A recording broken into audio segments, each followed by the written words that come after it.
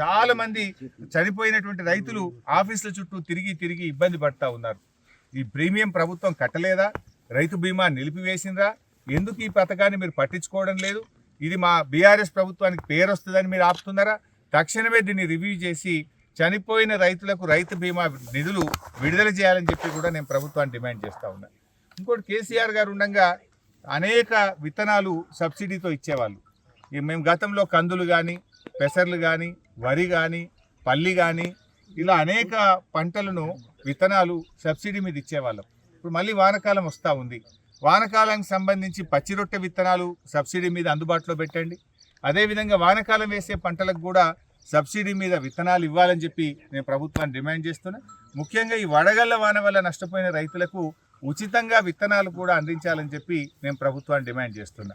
Input సబ్సిడీతో పాటు ఈ వడగళ్ల వాన వల్ల నష్టపోయిన రైతులందరికీ కూడా వచ్చే వానకాలానికి ఉచితంగా విత్తనాలు కూడా వాళ్ళు ఏ పంట పెట్టుకుంటామంటే ఆ పంటకు విత్తనాలు కూడా అందించాలని కోరుతా ఉన్నాం. ఈ ప్రభుత్వం ముందు చూపు లేక పచ్చి రొట్టె విత్తనాలు కూడా పోయినసారి టైం మీద అందలే. ఇప్పటికైనా ప్రభుత్వం చొరవ చూపి పచ్చి రొట్టె విత్తనాలను కూడా సకాలంలో అన్ని మండలాల్లో అందుబాటులో పెట్టి రైతులకు అందించాలని, అదేవిధంగా రైతులకు పూర్తి స్థాయి రైతు బంధు డబ్బులు వేయాలని, రుణమాఫీ సంపూర్ణంగా చేయాలని, అదేవిధంగా నష్టపోయిన రైతులకు ఇన్పుట్ సబ్సిడీ అందించాలని కోరుతున్నాం. ముఖ్యంగా ఆ రోజు కౌలు రైతులని కాంగ్రెస్ పార్టీ బాగా అల్లరి చేసింది. మరి ఈరోజు కౌలు రైతుల గురించి ఎందుకు స్పందిస్తలేదు? మేము కౌలు రైతులకు రైతు బంధు ఇస్తాం, రైతుకు రైతు బంధు ఇస్తాం, ఇద్దరికి ఇస్తామని మాట్లాడారు. మరి ఇవాళ ఎందుకు మాట్లాడతలేరు కౌలు రైతుల గురించి?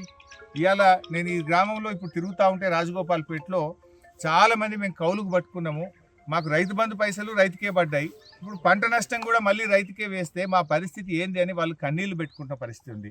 ప్రభుత్వం చొరవ చూపి ఎక్కడైతే కౌలుకు పట్టుకొని పంట నష్టం జరిగిందో అక్కడ కౌలు రైతులకు ఇన్పుట్ సబ్సిడీ డబ్బులు చెల్లించాలని చెప్పి కూడా నేను ప్రభుత్వాన్ని డిమాండ్ చేస్తూ ఉన్నా. ఎందుకంటే పాపం వాళ్ళకి రెండు రకాల నష్టమైంది. అటు రైతు బంధు రాక, ఇటు ఇన్పుట్ సబ్సిడీ రాకపోతే రెండింటికి చెడ్డ రేవడైపోతుంది కౌలు రైతుల పరిస్థితి. మరి ఆనాడు పెద్ద పెద్ద మాటలు మాట్లాడండి ఇదే రేవంత్ రెడ్డి, ఇదే బట్టి విక్రమార్క, కౌలు రైతులకు మేము ఇది చేస్తాం అది చేస్తామని మాట్లాడి ఏం చేసింది? ఏడాది అర్థమైంది మీ గవర్నమెంట్ వచ్చి. ఈ రోజు వరకు కౌలు రైతులకు ఎక్కడన్నా పైసా సాయం జరిగిందా? రైతు బీమా వచ్చిందా? రైతు బంధు వచ్చిందా? ఇన్పుట్ సబ్సిడీ ఇచ్చిందా? అంటే ప్రతిపక్షంలో ఒక మాట, అధికారంలో ఒక మాట మాట్లాడతారా? తక్షణమే కౌలు రైతులను ఆదుకోవాలని, వడగళ్ల వాన వల్ల నష్టపోయిన కౌలు రైతులందరికీ కూడా ఇన్పుట్ సబ్సిడీ నేరుగా వారికి అందించి కౌలు రైతుల్ని కాపాడాలని, ఆదుకోవాలని చెప్పి కూడా నేను ప్రభుత్వాన్ని డిమాండ్ చేస్తాను.